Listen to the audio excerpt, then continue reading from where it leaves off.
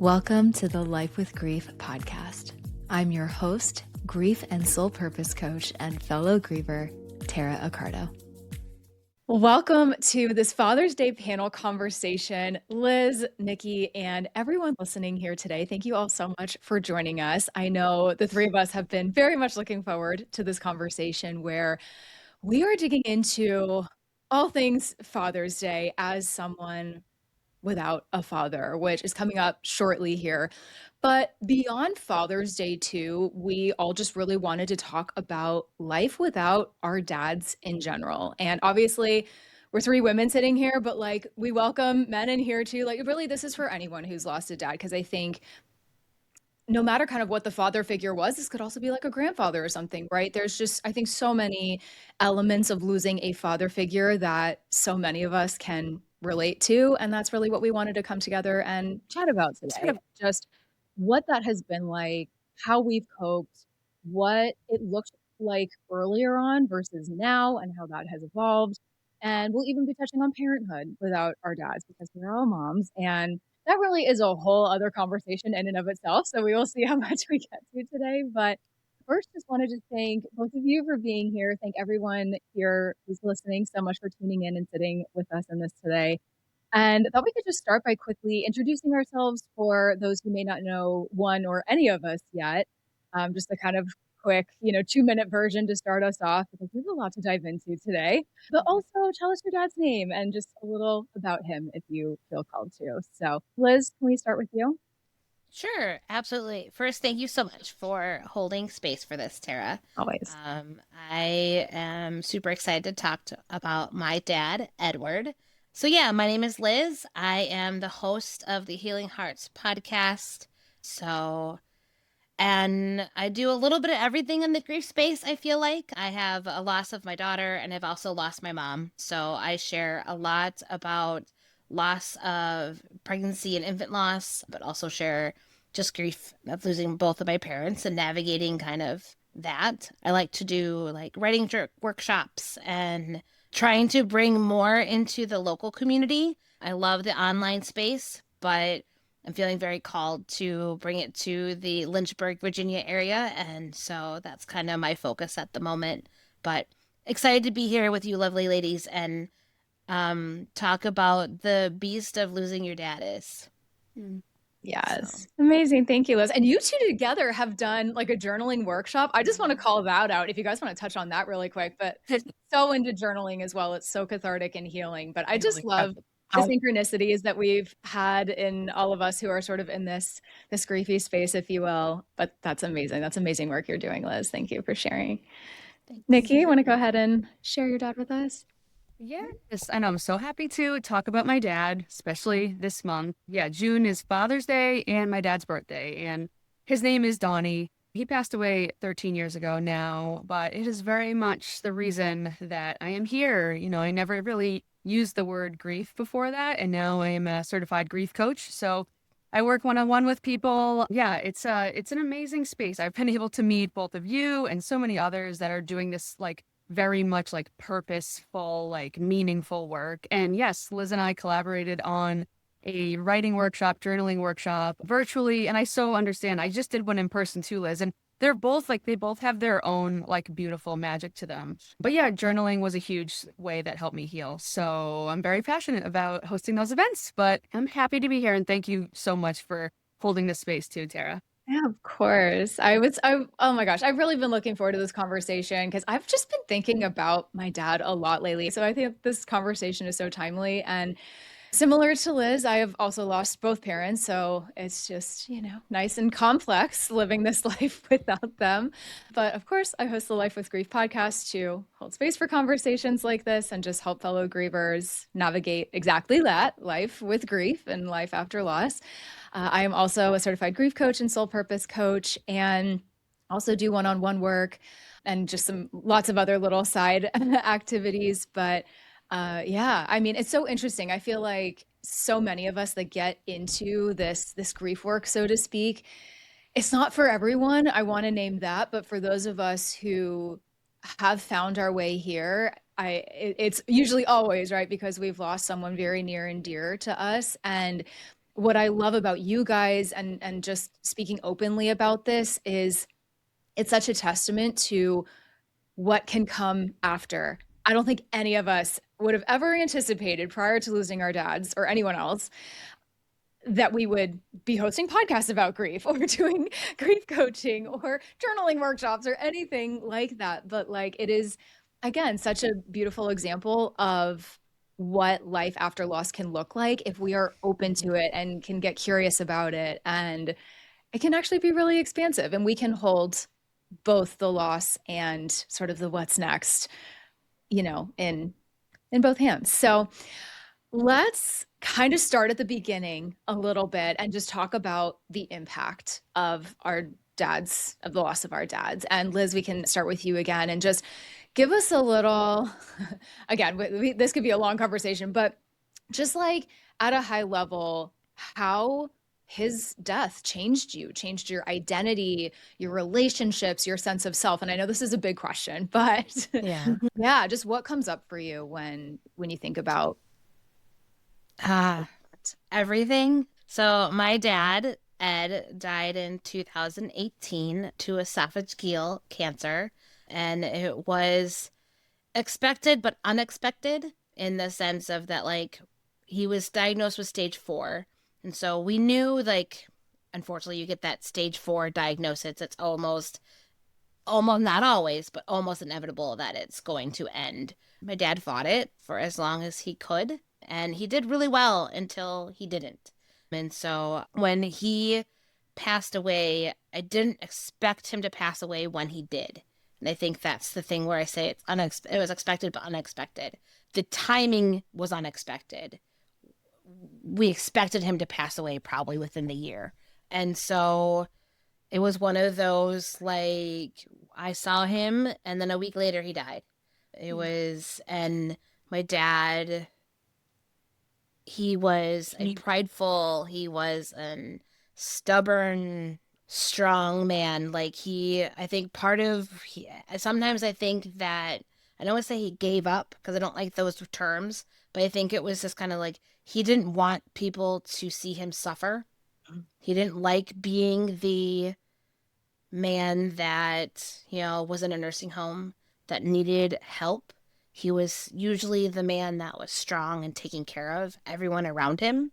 And he was not one to take care of himself, even down to the point of, like, if we had gone to the doctor earlier, there's a chance we could have caught the cancer even sooner, because he was taking care of my mom because she had Alzheimer's and he was her caregiver. And it wasn't until she was put in the nursing home that he started to realize, hey, something's not right. And so ultimately, although I had experienced loss, I lost my daughter in 2008. So it was 10 years later of losing my dad. My dad's loss rocked me. It really put me in this, like, because at this point, my mom had already been in the nursing home for about 3 years. And so it put me in this space of, like, who am I? Because I'd already started that process of grieving my mom, because even though she wasn't physically, like, she was still physically here, mentally she was not. She was my mom, but she didn't remember all of the pieces of that. And so definitely, who am I? I don't remember getting from point A to point B in those very beginnings, because I was a mom. Although I had experienced loss of my daughter, I've gone on to have 3 beautiful children, and they were at the time, 8, 5, and 9 months old.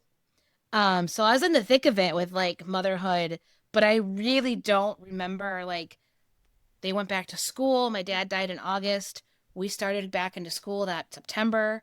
Do I remember how we got to and from? Do I remember any? No, I really don't. Those very early days, thankfully, I had a wonderful husband that picked up pieces and he remembers. And so I think for me, that's the part that is the hardest, is that I've come to realize now, being 8 years out, how much harder my dad's death hit me than anyone else's, because I think it was my first real adult grief Yes, Yeah. I had, like I said, I've mentioned I've had Olivia, but I was still like, I was 24 when she Mhm. died. I was, child loss is very different than parent loss. Yeah. I'm not comparing because you can't compare, but there's just a lot of, there's the layers that come with child loss is very different than with parent loss.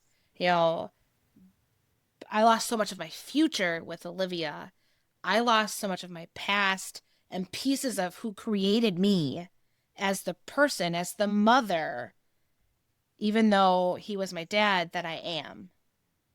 That is so beautifully said. Poetic. Oh my God. I'm stealing that. That is like so, can I So, just ditto? Like the past. Yes. Wow. Oh, Wow, wow, yeah, wow. That's so powerful. yeah. Oh my gosh. People don't always think about that. People as in like supporters, people of like people who are seeing someone lose a parent. It goes so deep. It's not just their presence that we're missing. Like, talk about identity. They are pivotal pieces of our identity, whether or not we had a good relationship with our parents, which thankfully, it's for all three of us, we did. But I know that's not the case. I just want to honor anyone here who's is or has in the past navigated a complex relationship with a mother or father figure. But wow, Liz, that was like such a cool way of stating that. Thank you. Oh my gosh. Amazing. So much I could say there. Nikki, yes. I would love to, I know I want to move to you. How has Oh my goodness. I know. I related to a lot of that. Our dads sound very similar in some ways, Liz. So I will touch on that. But yeah, my dad, again, cancer was a part of his journey. My dad had leukemia, but he survived it. I'm trying to start his story with like a win, right? Like he survived it. He was in remission. If we can start with a win, right? yes, always. But so he had a stem cell transplant. He ended up passing away from complications that came after that. But his was kind of interesting because it was my story with his loss is very much I felt like the rug was like ripped out from under me. I think we all do, but in a sense for him, he was in the clear. He was 7 years in remission. We thought he was fine. And we were always told like those first couple of like weeks and months are very like, touchy because his immune system is so weakened from the stem cell transplant. So at 7 years, I was like, we're good. Like everything's fine. Like he's returned to work. Like we're traveling, like we're living our lives. And then all of a sudden he gets this lung infection that was compounded by like a virus. And they're like, okay, well, we have some things we can try. And they tried and tried, and he was hospitalized. And then eventually they just ran out of options. It was like that very cliche, like, there's nothing else we can do. This is what happens with these cancer patients and these stem cell transplant patients. And that's it. So it was about like a 5 or 6 month period where he was just like slowly declining. But yeah, it rocked my world. Like that was actually my only, like Liz talking about sort of like your first like adult experience with loss. Like I had lost 2 of my grandparents. One, I was super young. I don't remember. Another one, I was a bit older, but that parent loss, like his loss was like my first real kind of like grief and trauma in my life. And I was just like unprepared. I mean, how can you be? But my dad, and I've kind of told both of you this, but I'm an only child. So I think that played into my identity in a lot of ways because when you're an only child, like I didn't have siblings. So like they were my siblings. They were my friends. They were my mentors. My mom is still alive and well with us. Shout out to mom. But yeah, like they were just my people. So that it's always sort of like that foundation that gets sort of like very shaky.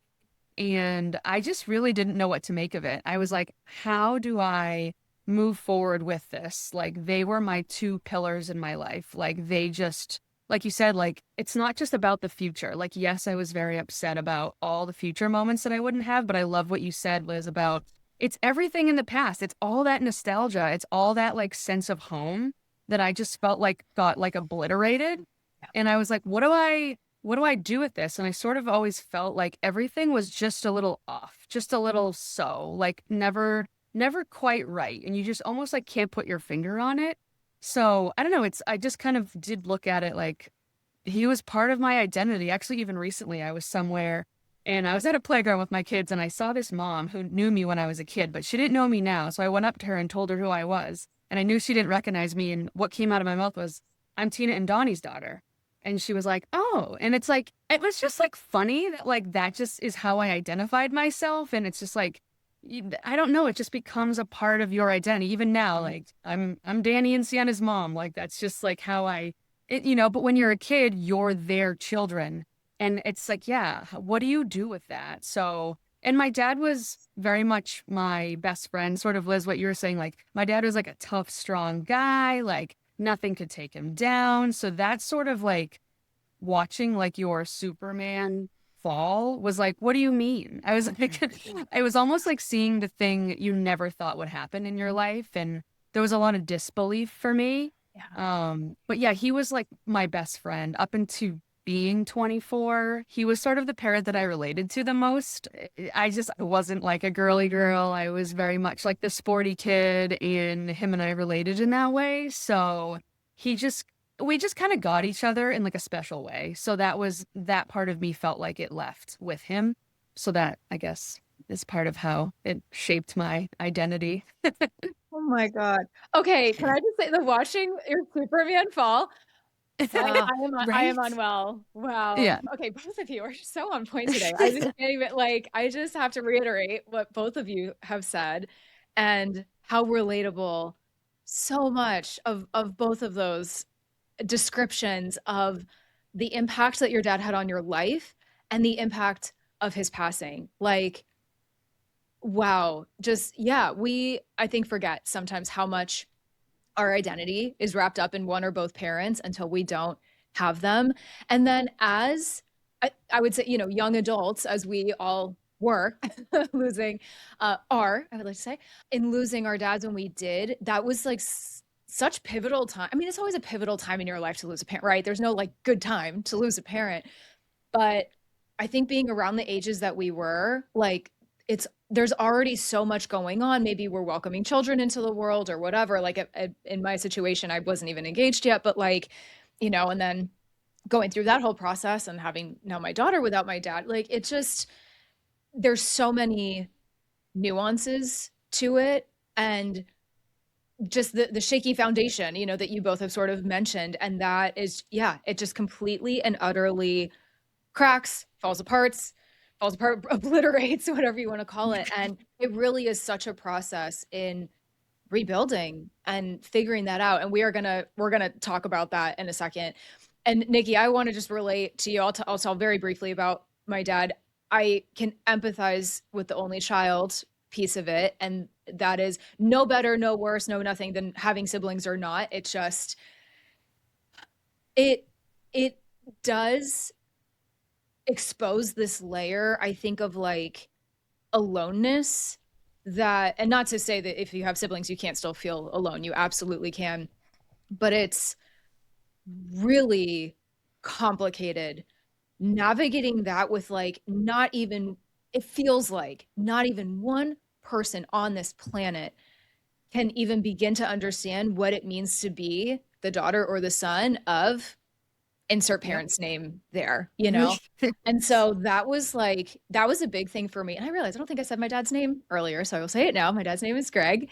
And we all unfortunately have that in common, losing a father to cancer or some cancer adjacent situation. He died of prostate cancer, ultimately succumbed to that about 6 years ago. Now it'll be 6 years ago as of like the time of this recording next month and July 13th. And which is also my father-in-law's birthday. So that's a very strange day for me. But anyway, and I definitely, my dad's passing would have completely upended my life anyway, had my mom not died 6 months earlier. But because that was the case, it was like that sense of aloneness in the world, and I've joked about this before, like not having the people that you would go to in a crisis like that, because they're the ones that died. And there's nothing like you said it, Nicci, there's nothing that can prepare you for that.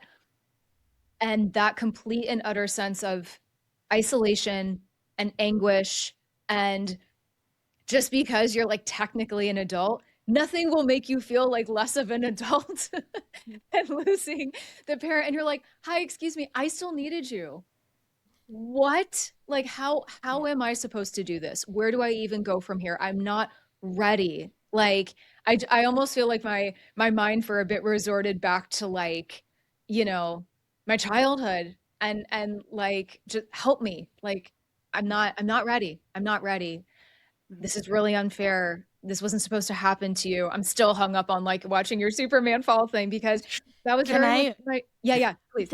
I'm just gonna add, like, because now that we're all parents, Yeah. of that, and we, we're in this space and we lost parents, and we know inevitably we're all going to die. It is just, Yeah. it's the circle of life. Have you thought about, have you flipped it? Like, obviously they didn't prepare us, because how do they prepare us? Yeah.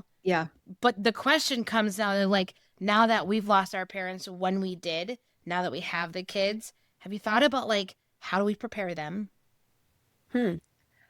I have a little bit, but I guess it's knowing If working it's in just this something that, like, space, like you can or not. Yeah. Yeah. like, I don't know. This is just my opinion, just my initial thought. Like, you can't really, and it's Yeah. interesting because I talk to other clients that I have that are also parents or even of teenagers or whatever, and this is like a legitimate fear that they Mm-hmm. have that they're going to be ill-equipped or whatever. And I think as parents, like, I have a 2-year-old, so she's not that old yet, but all I know is like I can only do my best with her to make her feel safe in the world, but also like I always think of that Boy Meets World episodes, like when Eric is like, life's tough, get a helmet, right? I have to give her the helmet, but also we can't shield them from everything.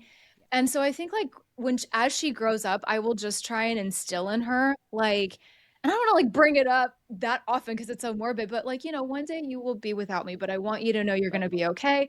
And this is how you do things. And I think even logistically, there are things that I would probably walk her through, like, hey, come the day How that I die, like, this is where the will is. And my parents actually did do that with me. My mom was really good about that. And I, unfortunately, because I was like, teenager, early 20s, didn't want to think about it, didn't want to whatever. I was like, oh, mom, like, don't talk like that. Not knowing I was going to lose her like 20 minutes later. So valid. I didn't listen as intently as I should have, So I hope I can hang around long enough for my daughter to become a full adult and actually listen to me.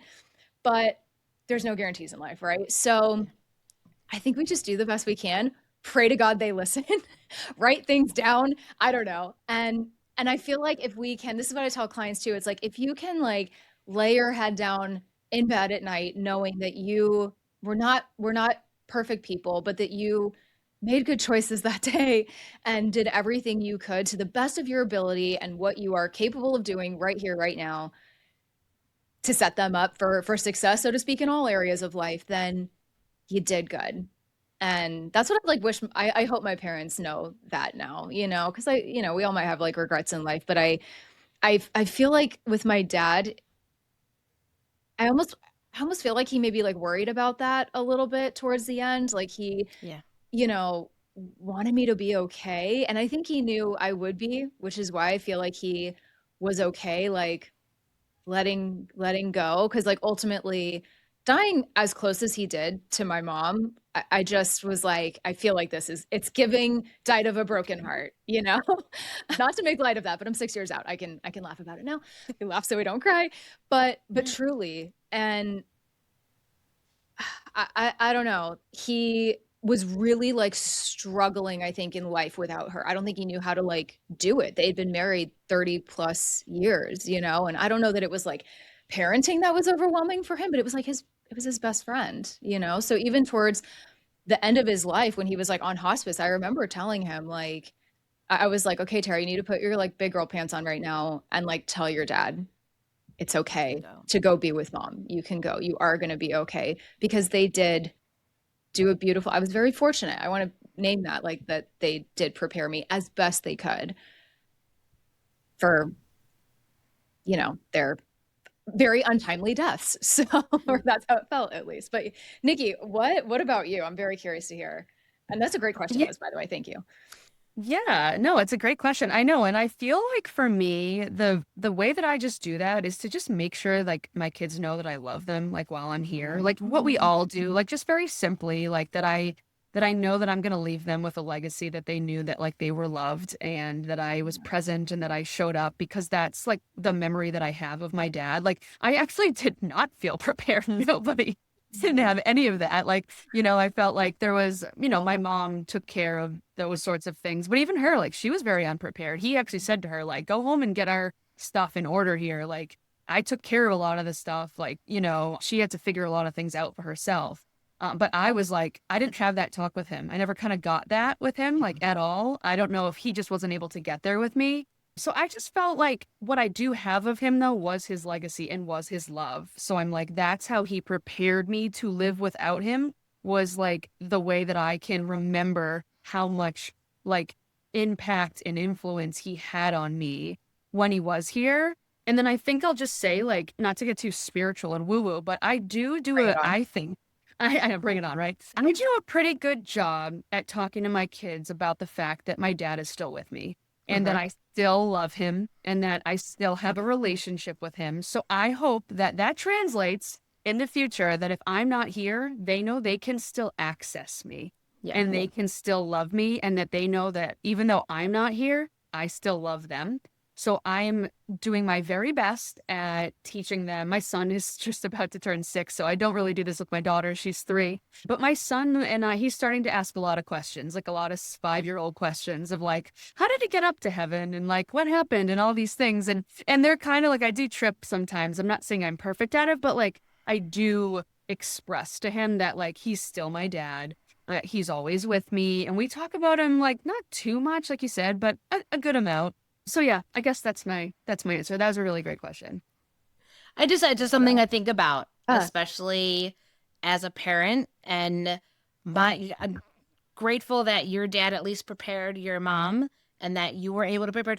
We had nothing. My dad prepared nothing. Absolutely nothing. Love him to death. And he was not the planner.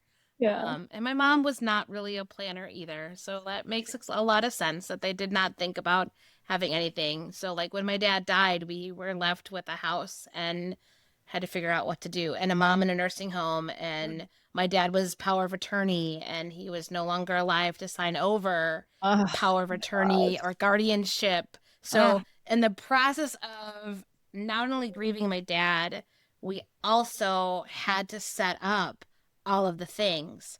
We had to make sure we had a new power of attorney for my mom. We had to make sure someone was guardianship, because at this point, my mom was definitely heading in the direction where she wasn't going to be able to make her own decisions. Right. And so then we had to contact lawyers so that we could get that done quick enough, because we didn't know.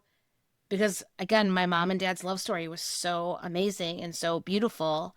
Married 30 plus years, just like you were talking about. We didn't know if broken heart syndrome would be an option, would have been something that could have happened with my mom. And if there's would have been decisions, we needed to make sure that they were done immediately. So like we literally, the day of my dad's funeral, are signing over guardianship to my brother of my mom before we go and bury my dad. I just got chills. Oh my God.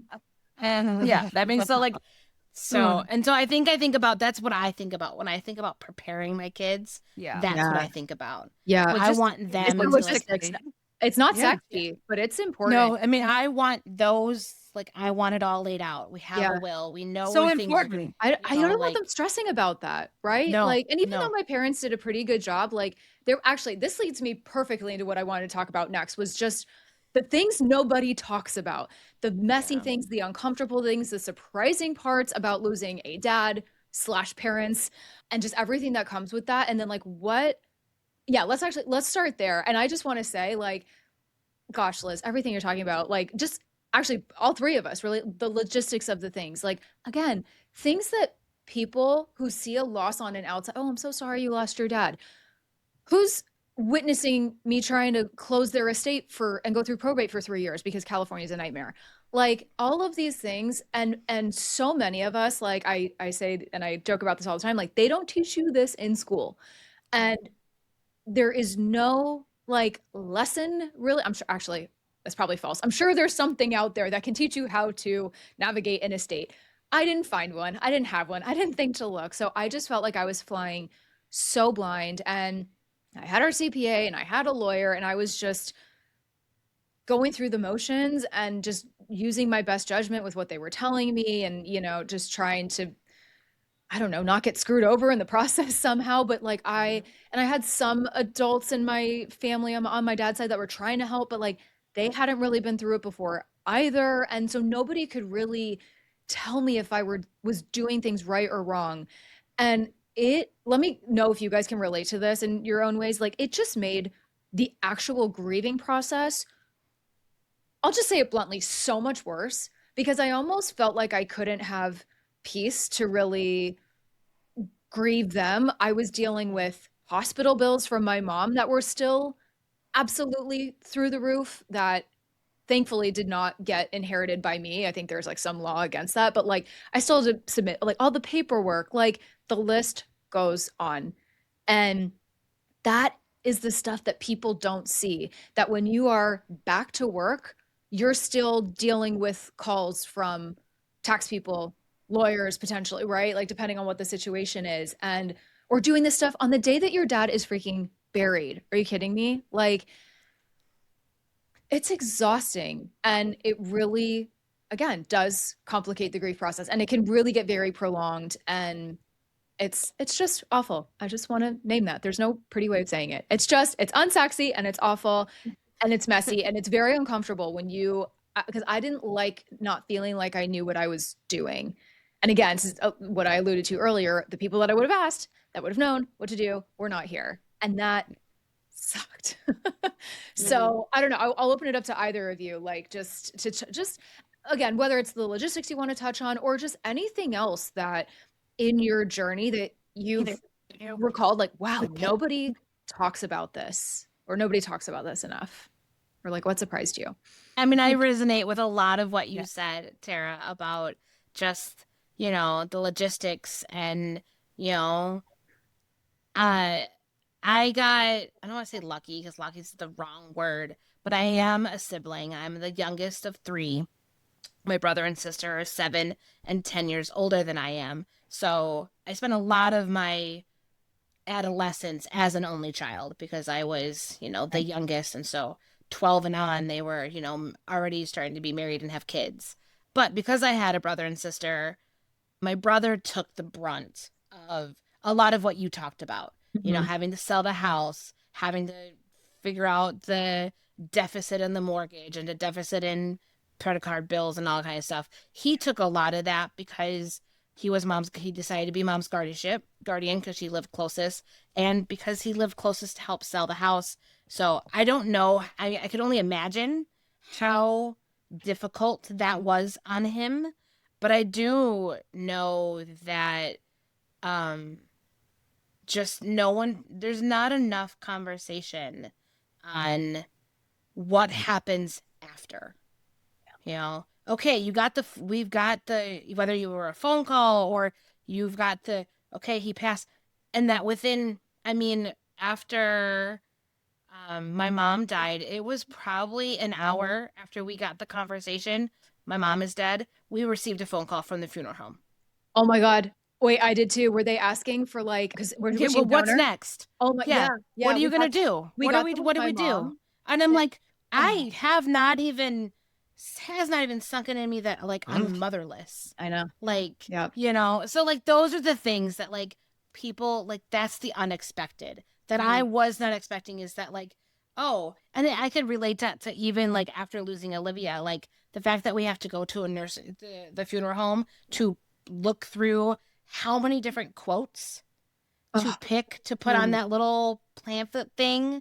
Like, it's just, it makes me, we should do a whole podcast episode on that.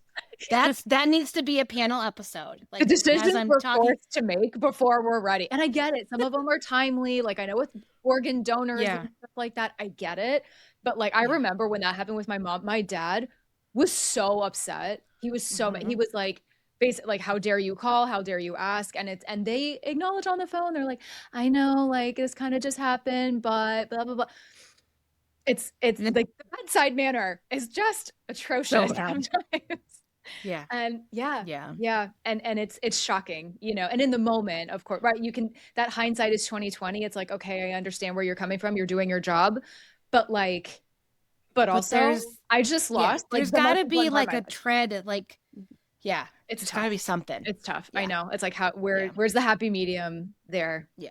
Yeah. Yeah. So it's all those it's all the decisions after, I think Yeah. is so hard to navigate. Yeah. You know, and I know that like your mom probably made a good chunk of them, but I'm sure that you had to support, you were her support system in Yeah. that because you didn't have her dad.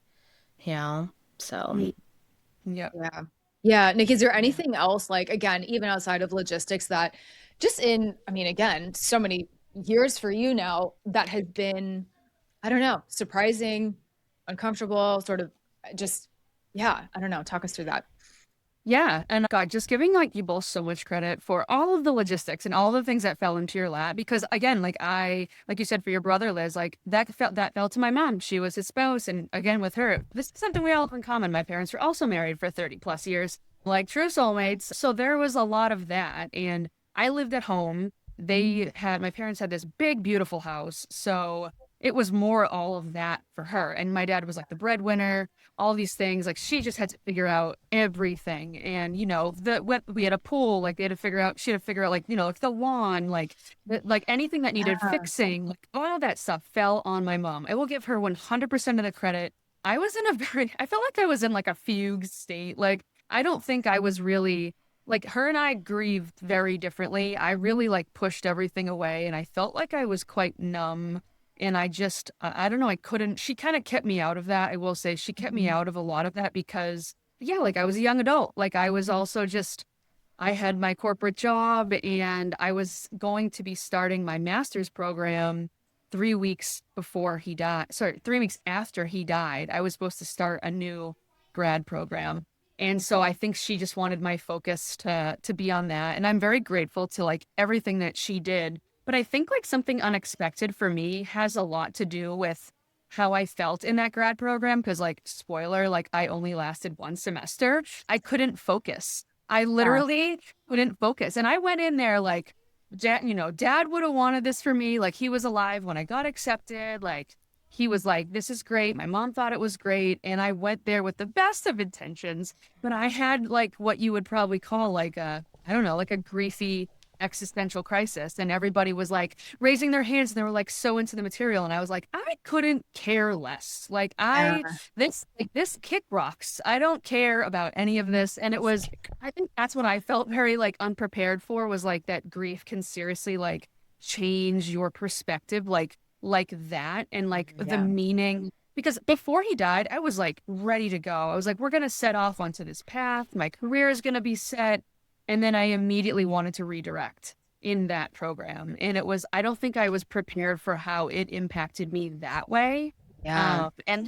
But even though there was a redirect in that moment, I still felt very lost, for like another like 10 years in terms of like the meaning of my life. So I think like just, the logistics aside, there should be like courses on like how to teach you to get through your dead loved ones, like paperwork and all of that. But on top of it, as you both know, we're such a grief illiterate society. Like nobody tells you about the brain fog and how your motivation might change and the things that inspire you, how that's going to change. And then how lost you may feel amongst all of that. So I would have preferred somebody to tell me that like beforehand. Yeah, just a little forewarning, because like all of that made me feel kind of crazy. I was like, am something wrong with me? Like, am I lazy? Like, what's wrong with me? But now I see it differently, like all these years out. So yeah, Oh my God. it's fun. Wait, no, okay. This is such a great point, and I'm so glad you brought this up. And actually, we can have like a little bit of our conversation around this too. Is just the ways in which our grief showed up, and like again, those things that no one warns you about. So like, kind of what that grief and like grieving process has looked like versus like kind of what we expected, because people can tell you like, oh yeah, you're not the same person after loss, but like experiencing that and living that is an entirely different thing. And there was so much in there, Nicci, that you said that I really empathize with. And I definitely I never went through like an identity crisis of like, my grandmother called me an orphan at one point out of love, I guess. And I never, so my mom's mom, bless her heart. She's from a different generation. Okay. And you know what? Unfortunately, she's not wrong. I guess by definition I am. But just, again, I can laugh about it now. I wasn't laughing when she first called me that. She did it multiple times. I was like, Grandma, can you calm down with the orphan speak, please? Like, I just wanted to tell her, and I think I did. I was like, I still have parents. They're just not here in the physical world. And what you were saying, Nicci, earlier about like, keeping them sort of alive for our kids and for us, and like those continuing bonds, like, again, a whole nother conversation we could have, but yes, yes, yes. And I think in this last 6 years, without both of my parents really, but with my dad too, it's been figuring out like, I know this sounds so cliche or kind of like hard to wrap our head around, but like, what does that relationship with them look like now? Are there little signs or symbols or things that they will send us, or feeling their energy, I don't know, that we can lean into now without them physically here? And I just want to say that does not make up for them not physically being here. That, I'm going to say this like not eloquently, that sucks. I hate that. I hate that for all of us. I hate that for all of us listening. It's not a consolation prize, but I guess in my mind, I sort of was like, I can stay in the darkness. I can stay in the wallowing. I could stay in that if I want to. And we're all human, right? We're going to have our wallowy moments. Totally fine. But also, I know my mom and dad would want me to continue living. They would want me to still be creative and explore and travel and laugh and do all of these things that I am deserving of and still want to do. However, that's a process, and that took me a while to tap into, and I had to get there on my own. I couldn't have anyone rush me through that. There was, a lot about like the stages of grief early on, which we know have been very highly misconstrued over the years. And it does make us sometimes feel like we are doing it wrong, quote unquote, or the brain fog that you mentioned, and how confusing and like muddying of life that can be. And there's a lot of that. And then just the loss itself, just changing us at our core. And yes, maybe we're still kind of the same people, but again, Nicci, kind of what you were saying and alluding to, like just our interests changing, reevaluating our relationships, what we want to do for work. Like it's just, loss does that, right? Whether it's the loss of a father or anyone else, like it shakes you, and it brings you home to yourself in a way, and it makes you really look at how you've been living, and are you happy with that, and what you maybe want to change moving forward when you're ready to do that. So beautifully said. Thank you. Liz, any final thoughts on that, or Nicci? I think you both spoke it very well. I think it's very true that, grief, it breaks you open and breaks down it makes you the most vulnerable that you've ever really been. Yeah. And so you have to think about what you're going to do with that vulnerability. Are you going to own it? And are you going to accept it and embrace it and let it become a part of you? Or are you going to, like you said, are you going to let it wallow and swallow you? And there's a difference. You can let it swallow you and then come back out and let it swallow you again, because that's life. That's just going to happen, But because that vulnerability now is like out in the open, you have to decide if you're going to let everyone see it, instead of shielding it. Like I think most of society does. If you haven't gone through some type of traumatic event or some loss or something that really makes you think, that opens you up a little bit, you're shielding yourself, and I know before even and to be honest, even if you've experienced loss that has opened you up, it can harden you again. Because like I can speak from experience. Olivia's loss definitely opened up parts of me, but I was so young when she died, and she was my motherhood, and I didn't know how to like navigate until I had my daughter 2 years later that I was able to like crack it open again and then, keep going. And so like, I think that's something that is like, I think that's the thing I want to say is that like grief, it's something that you're going to carry with you forever, as we know that, but how you carry it and how every loss or traumatic event or something that affects you is almost always connected to the vulnerability that you're keeping to the world. Wow. Yeah. Oh, I love that vulnerability piece. Thank you for bringing that up. Yes. And to be vulnerable doesn't mean we have to, be crying outwardly in front of people, but just like there's such a piece with like the empathy, the compassion, like all of these things that it kind of can break open for us and make us view the world differently and view people differently, and giving ourselves grace, giving other people grace. That has also been a journey for me. Because, there's plenty of insensitive comments and there's plenty of things that will make us feel like we have to speed it along and get back to normal and, all those things. And it's jarring. It's really jarring. And okay, so this is a perfect segue into kind of what I wanted to talk about next in terms of, again, both of us, all of us, several years out now, I would say. And for anyone here, by the way, who's listening, that's maybe not as far out from the loss as we are, again, take all of this with a grain of salt today, or just keep it in the back of your mind for later and maybe revisit this conversation.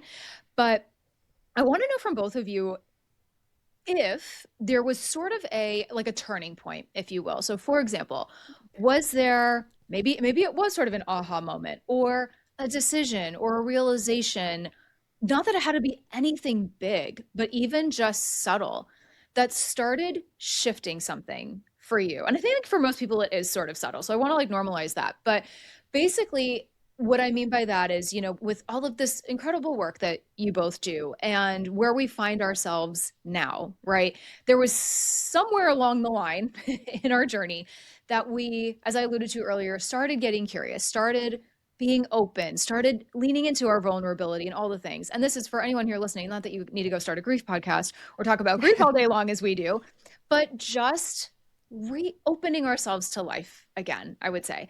And if you can identify roughly sort of like when that was, what was sort of going through your head, it just, if anything comes up for you, because I've talked to clients about this and then some other grievers that I, just in passing. And I feel like it's an interesting sort of like messy middle that we sometimes find ourselves in terms of I'm out of the initial shock, I'm getting used to them not being here. Okay, I'm starting to understand this is permanent. I don't like it, but I'm resigned to it. So here I am. And we are open to what is next, whatever that might be. Different friendships, different relationships, different jobs, hobbies, whatever. And I feel like in my journey, I sort of felt this, I would say, maybe in early 2022, probably. I was feeling like I was doing pretty good with my grief, should I say. And I was actually in a session with a medium and I was talking to her about this. And ultimately, I won't go into the whole story, but from that conversation and other things that were starting to inspire me, Losses Become Gains was born. And then eventually this podcast, and it has just snowballed from there. So, but I had to get to a point again in my journey where I was even okay thinking about those things. And it's funny, I look back and I'm like, I'm not even sure how I got there, but certain tools were very helpful, right? I had a therapist for a few months, right around the time my dad died. That was very helpful just to have a third party. The journaling piece was big for me, just getting out in nature and movement. There's a whole gambit of things that I think contributed to me getting to that point, but I wanted to open up to you guys. So Nicci, I'll start with you. Is there anything that you can think of in terms of, again, this, so to speak, turning point for you that has sort of allowed you and empowered you to evolve to where you are now? Yeah, definitely. I love that too. I don't know, like you said, it's more than one thing, right? It's not just this one secret sauce that we have that's this is the thing that's going to get me to move forward. It's a number of different things. But my 2-year point with losing my dad was very that stands out for me. That's something that I've written about, processed a lot, because I found myself being very stuck. I might have said this on your podcast, I think, Tara, earlier, but there's like wedding season for me was kind of like this turning point. That's like, it was like a number of them. I sort of realized that I was first of all, like the father-daughter moments on their own were really hard for me. So that was the first year where people around me were getting married. And I was like, I think I'm a little bit more upset than I thought I was. I'm really not dealing with this. I wasn't allowing myself to be vulnerable. I love when you said that. And then another thing I realized was I was actually just unhappy with people being happy around me, because what does a wedding represent? It is people that are going off into the future together. It's starting a life. It's looking ahead. It's love. It's all these things. And I was like, I felt so far from that. And all I wanted to do was like hightail it into the past where my dad was. And I just couldn't fathom the future. So it was honestly like this one summer of a couple of these weddings where I was like, I am so like fearful of the future. I need to figure this out. Otherwise, I'm going to stay stuck in the past. Yeah. So it was funny. Like, it's kind of a weird thing to say, but like weddings actually pointed this out to me of like my own happiness and fear for the future. And so I started, like you said, I got very into a group. I got into a grief group specifically. I just, like I joined like a kickboxing gym. I started to just really like get my mind right. And then funnily enough, as soon as I started doing that, I started dating my now husband. So, and that was when I was like, I was like more apt to like let love in. And that was the first time where I was like, maybe the future doesn't look so bad. And I do say this a lot too. It's like, I do believe it comes down to choice. Like you said, are you going to let it like swallow you whole, or are you going to like allow yourself to go into the future with excitement and joy, like, and we're not leaving them behind. And I always felt like that. I was like, am I leaving my dad behind? And it was people like my mom helping me get permission and say, like, he wants you to be happy. Like, he loves hearing that. And it's like, well, I don't care what he wants. He's gone. We have to But feel it's like that just within ourselves. Yeah, we have to. Yeah, we have to. So I was like giving myself permission of like, don't fear the future. He's gonna, like you said, that continued bonds. I love that phrase. Like, I didn't know what that meant back then, but I was willing to like try to like entertain the idea that maybe he is gonna come with me. I'll carry him with me to all these events that I know he's gonna miss. So yeah, I guess that's kind of my take on all of that. I love that. Okay, the entertaining the idea, I love that, because that's all we can do sometimes, right? Sometimes the action feels too much. And also I just want to name like the guilt that we can also feel for moving forward too quickly. Dare we do that, right? And then there's the external factors too of other people's opinions and what society thinks and feels about grief and just all this stuff. And it's overwhelming. It's a lot. And then we just have our own internal stuff to deal with too. So again, so cliche, but it really is a step at a time. But I love how you said that, but just like, okay, I'll just entertain this for like a second and then see how it feels. And we can't rush it, right? I think there's a gentle balance between like, we have to push ourselves a little bit when we're ready. This is not like acute grief that I'm talking about here. Let yourself grieve, please. Not rushing through that. But I don't even want to put any kind of timeline on this, but I feel like most people are in such survival in the first year. So I'm not even talking to people in like the first year or less year necessarily, but I mean, you can listen to each their own, but yeah, we can't rush ourselves. We can't have anyone else rush ourselves. But that is something that I have personally learned is like, okay, I have to put in a little effort here or nothing's going to change. This is within my hands. No one's going to make this better for me. So Liz, I want to, Liz, I want to get your, I 100%. It's a choice. It is your choice to get out of bed. It is your choice to take the shower. It's those little decisions. It's those little things that it's called habit stacking for a reason. You habit stack one thing on top of the other, you're going to start to build and it starts going to do. And so that's the same, like as cliche as it is, it can be applied to your grief journey as well. Yeah. And I don't have an epitable, like like you said, it's about those little things and little moments. After my dad died in 2018, my mom died in 2020, August of 2020, middle of COVID. COVID. Things. And it was COVID was the year that we spent a lot of time as a family, because what else are we going to do? Like, we hiked and all the things.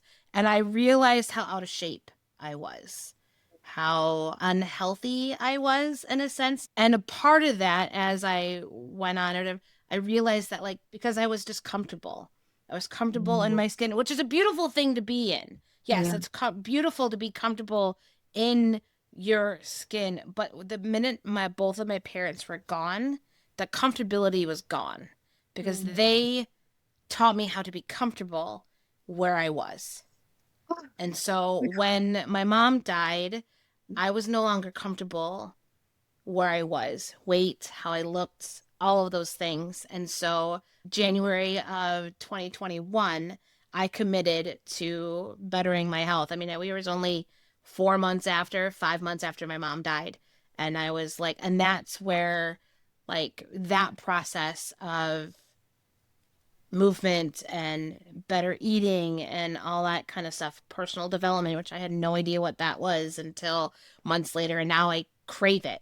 I've talked about this. We're big on it. So you're like good company. those things are what started to, like, open my vulnerability even more than after Olivia. I would say that pieces of Olivia's grief cracked open again. I have no doubt. That brought a whole new light to my space, to myself. And that's kind of like, and then once you start in that space and you're craving personal development, you're craving more people, you get introduced to other podcasts and other people. Like, at that point, I was starting to talk to, I believe I was talking to you, Tara. I was talking to Kira. I was talking to Nina. Nina's Grief and Light podcast is one of the, like, things is like, hey, if she can do it, maybe I could. Yep. And that's how Healing Hearts podcast created. And then very similar to you, Tara, like, you had Lost Becomes Games and you just ran. That's pretty much how it's been. It's been, you get the one thing and it lights you up. You're like, there's no going back. Yeah. No, there's just not. And so now it's just a part of who I am. You know, I can't, I mean, like we said before, if I could go back and have all the people I loved, abso-freaking-lutely, I would drop all of this for them. Yeah. But because I can't, we know that's not possible. This is one of those gifts that grief has given me, that I'm able to carry their legacy through another way. That's amazing, Liz. Oh my God.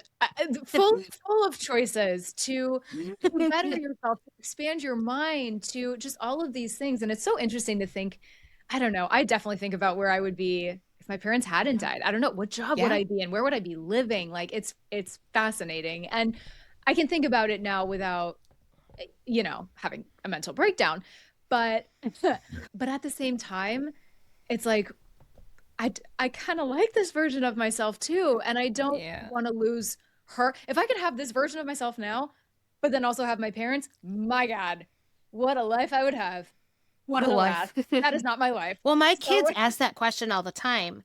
They ask if Olivia had lived. Oh, wow. Like, and the problem, not the problem, but if Olivia lived, we wouldn't have the Zoe and the Grayson and the Logan. Yeah. We have, because Olivia was a complete and utter, like, crap, we're pregnant.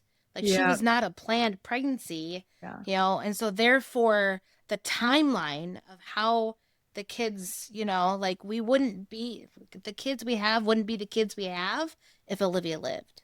It's like a ripple butterfly effect. Yeah. Right. Yeah. And so, like, I always tell them, I'm like, well, as long as I can keep you guys and Olivia, sure. I'll take it. But, like, that's, like, gang's all here. I can't have both. I can't have my cake and eat it too. But don't we wish? No, that's such a great point. Well, and I feel like that's something I did struggle with when I came to this work too. Because I got to a point where I was like, I want to do this work. I need to lean into this work. This is on my heart. I want to help people through their grief. But it's like, I had that very tough thing with I'm doing this only because my dad's gone. Like, it's that weird place to be in. And I kind of mentally struggled with that for a while. And now I'm at peace with it. It's still kind of like strange. It's kind of like, yeah, like what would I be doing if he wasn't here? Like same, like what job would I have? Where would my passions be? But it's like, I'm grateful. Same, like I don't ever want to do anything different. Like this is just, I swan dove into this work and out of the other job that I had 2 years ago. So I'm like, I've made my bed in this crazy space. And I'm trying to make the best of it, but it comes with its complications. It comes with its fulfillment and its joy, but also, of course, as we know, another griefy layer is there too. So Yeah. yeah. I wouldn't know you guys if we didn't lose our parents.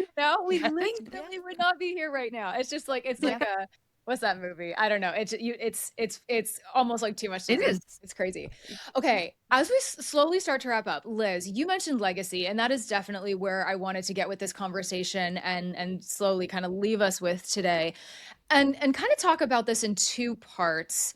Number one, just the legacy that our dads left, and where do we see our dads in us, and just how we navigate life now. And then I thought we could just maybe touch on parenthood here for a second, because man, having a 2-year-old requires a lot of patience. And I was thinking about this recently, and just because that's one of the things, because a lot of I've gotten some questions about, like, how do you keep your parents alive? How do you, what does keeping them alive mean to you, and this like legacy and all that? Because your daughter's never, and actually, I love this conversation between the three of us, because we've all been in very different. Well, actually, no, Nicci, you didn't have your kids when your dad passed either. Okay, so we were kind of in the same boat there. But Yep. Liz, I think this is going to be very interesting to hear your perspective, because you did have your kids. So we'll get to that in a second. But yeah, how do you keep them alive for yourself and your daughter? And I think with both of my parents, I've found have found this new iteration of myself through this, and I want to very much be my own person. But what I always say too is what I like to do is kind of take the sort of the best parts of both of my parents, Yes. and also incorporate them into myself too. And that's the beautiful thing of these parents, right? If we share the same DNA, they're always a part of us. They are an intrinsic part of us. They are like, literally, we are bound by blood.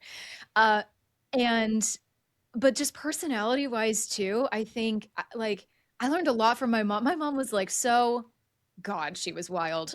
She was like such a Taurus in every like sense of the world. But my dad was such an interesting guy in that he was one of the most dynamic people the most dynamic person I've ever known, in terms of he was like an incredibly gifted criminal defense attorney, very high IQ, like super well read, loved Shakespeare, loved jazz, classical music. He was born in 1944. He was like one of the older dads in my generation. And he did that, but he was also an artist, like brilliant, very, very talented artist, and was not like the most like talkative guy in the room, but he had such a presence about him, but it was very grounded and very calm. And he had such patience and compassion for people. And he really listened, like really listened. Sometimes almost like listening too much. I'm like, Dad, I want a little more feedback here. Like, Yes. give me a little more than you're giving me right now. And my mom was kind of the opposite, which I think is what was so beautiful about their dynamic. And I'm somewhere in the middle. But there's elements of him that I'm like, oh, that was so beautiful. And I don't like, so cliche, but like with my dad, I was like, they don't make them like that anymore. They really don't. He was truly from such a different generation, but not in like a high and mighty way. He just was built differently. And I'm so grateful for that. And I always think like, God, if I'd had a different dad, right? Or if he wasn't the way he was, how would I be? And he prioritized father-daughter trips. I don't know anybody that was going on father-daughter trips in the 90s and 2000s with their dad. I was like, how blessed am I that he Never did. did that, you know? Like, so just all these things. And so it's affected how I am as a person. It did before he died too, but now especially, right? I was really able to dissect those incredibly beautiful, graceful parts of my dad. So giving, just all these, like you realize the sacrifices your parents made for you as you get older, but especially when they're gone. And it like could literally make me cry, the things that like thinking back, the things my parents did for me.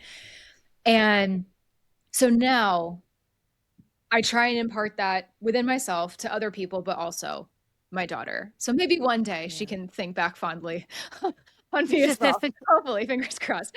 But so that's kind of just a way that I've tried to incorporate him in? And then, you know, again, just reflecting on parenthood too.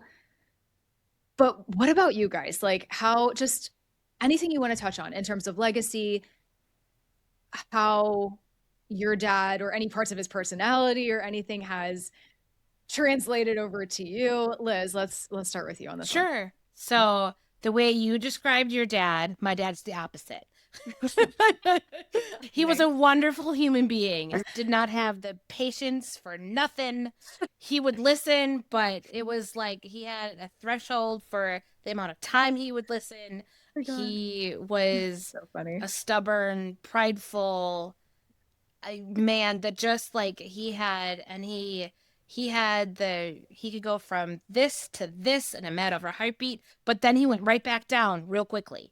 There was no like, he was like a 0 to 60 and then back down to 0. He sounds so fun.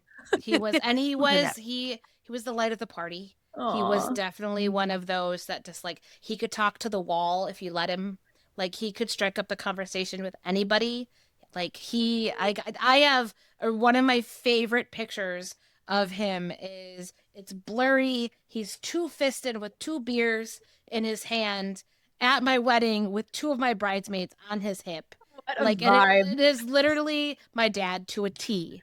Like he just liked to have a good time. He liked to have, you know, an alcohol beverage, and he was just chatting it up and just and that's just, I mean, it is my favorite. Like as odd as it is, he's just, it's blurry, so like, you know, he was moving and grooving, and it's just that's who he was. He definitely had, I mean, he had, all parents have their issues, and I think I see it more as an adult than when I was a child, because he was because of that prideful and that strength, he truly believed he had to be the one to take care of us. Yeah. You know, as a family, and that sometimes got in the way.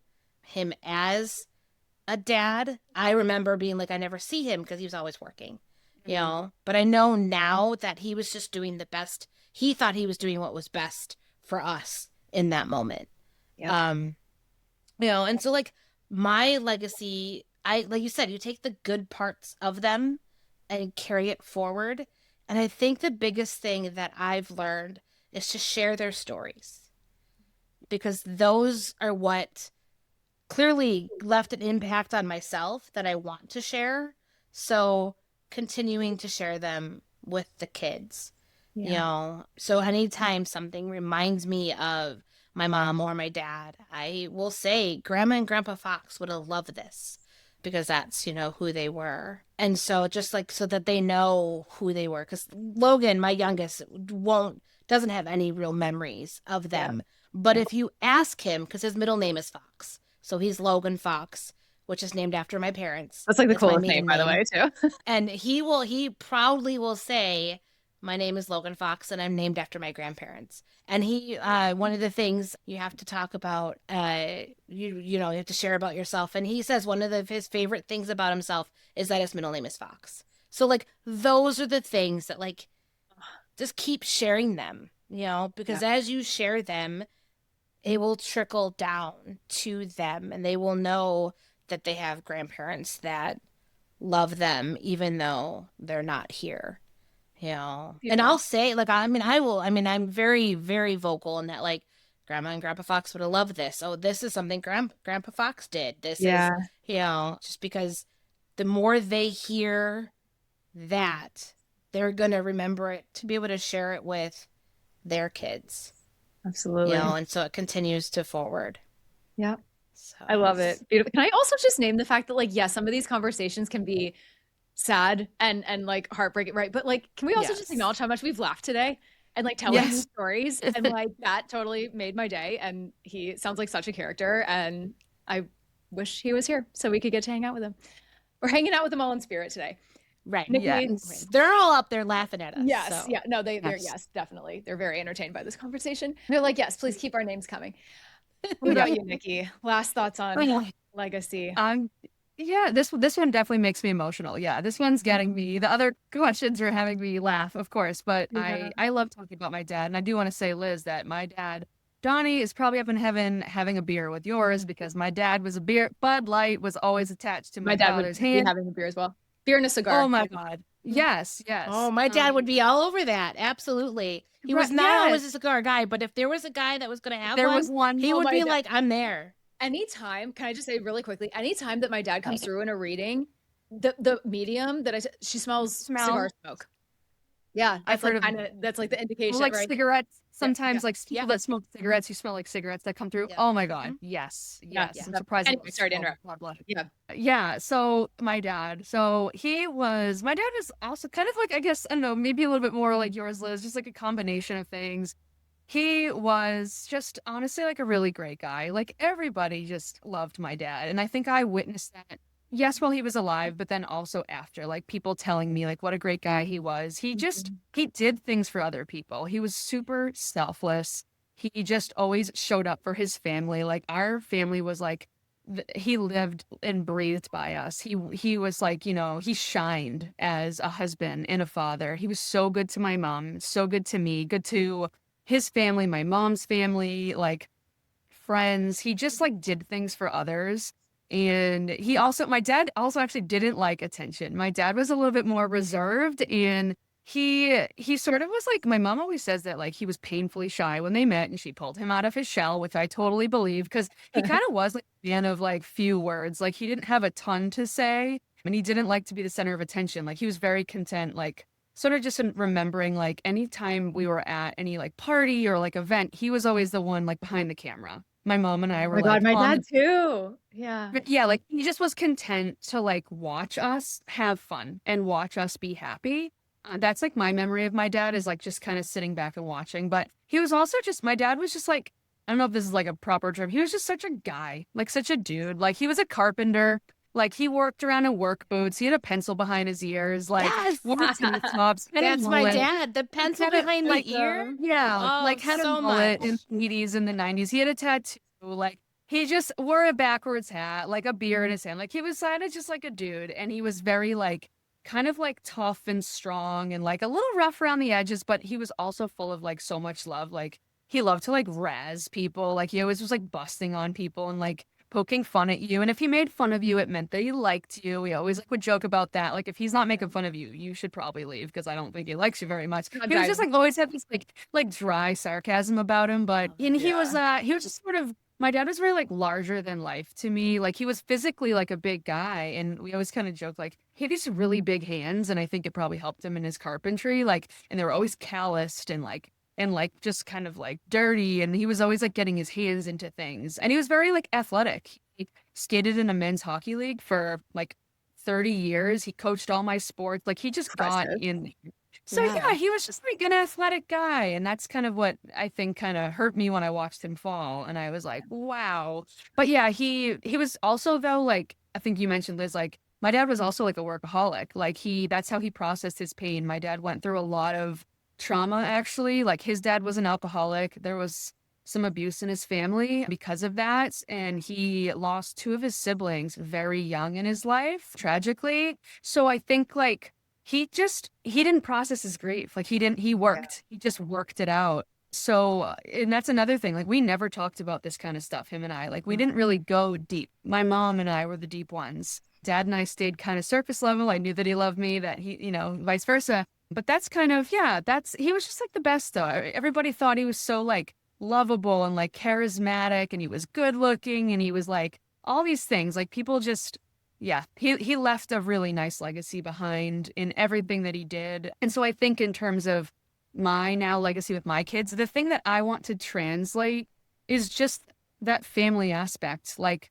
showing up for my family, like making sure they know that I love them. We spend a lot of time together. Like we're a bunch of homebodies over here. Like we sit around the dinner table 7 nights a week. Like we just spend time together, right? Like I want to instill those values. My mom obviously contributed to all of that as well, in a big way. But yeah, my dad just put people first. And that's what I want to try to do. And like you, Liz, and I know Tara, like talking about them, like just making sure they hear his stories. Like I told my son that my dad used to put pencils behind his ears when he worked. And then one day I saw him doing it. And yeah, he's like, and he, like, I love what you said too about your kids. So my son has blue eyes and my dad has blue eyes. And I have told him since the day he was born, you got your blue eyes from your Papa Donny.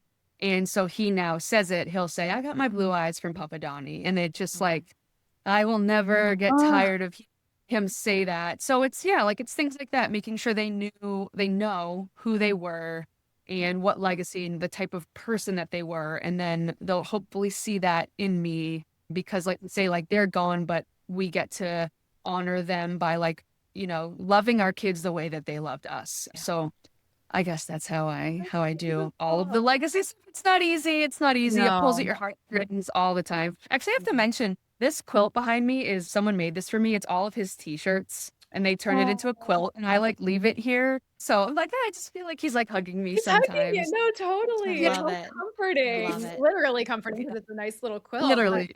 Oh Yeah. my God. Oh, that's so beautiful. I love all of this. And can I just say with the eyes thing, I have my dad's eyes and my daughter got my eyes too. So she also has my dad's. I was like, yes, because my husband has brown eyes. I was like, so help me if this child has my husband's eyes. I was like, just give me this one thing. Yeah. Well, I love that. My youngest has my dad's eyes, the You guys, crystal this is blue. so cool. Like they all at one point, they all at one point had it, but my youngest is the one that's kept them. Nice. Yes, because everyone else has kind of grown sometimes. into, like, Zoe got my mom's eyes. They're like this beautiful, so I'm okay with that too. That's amazing. So you're just but there's something about like that, like the blue. You're looking into so their pretty. eyes a little bit again. Like yeah. Logan reminds me a lot of my dad, to be honest. It sounds well, yeah. I mean, and the middle name too, which is like literally the coolest middle name ever, by the way, Fox. I love that. And amazing, you guys. Just last like couple minutes here. I just want to leave just listeners here. Literally, you can make like a minute long. What is just one final word, bit of wisdom, tip, anything you want to say to someone who is listening right now that has lost a father, or maybe is perhaps, I should acknowledge this, like on the verge of losing a father. Maybe there's somebody here who hasn't, like, cause I went through this. So literally actually when my dad was like declining as Father's Day was going on. So I've been there, maybe having that anticipatory grief. What is just like the one last thing you would say to someone who is or has experienced father loss? And Liz, we'll start with you. Oh, that's a good question. I know it's a big one.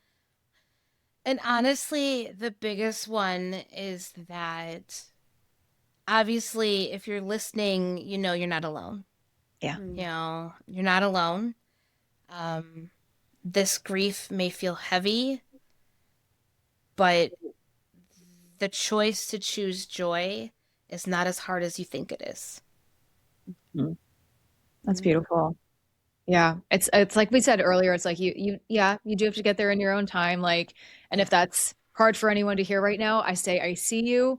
And that would have been hard for me to hear at 1.2, 1,000,000%. And it is, I know we all hear this a lot, that grief and joy can coexist. I would have been like, I can't with you right now. but you do learn with time, with some semblance of healing, which really is continuous. Like you realize that, okay, that joy can crack through the door again. Yeah. Nicci, what about you? I would just say to make sure that you are feeling it. That's something that I would tell my young. Great point. And I would say too, like the way to feel closer to them is through that grief. Like that's just something that I think when I ignored the grief and pushed it away is when I actually felt angrier and I felt further away from him. But it was like when I welcomed the grief into my life and I knew that it was going to be here forever, I kind of felt like oddly closer to him. I was like, okay, if you're connected to this grief and this love, then I'm going to keep this grief close.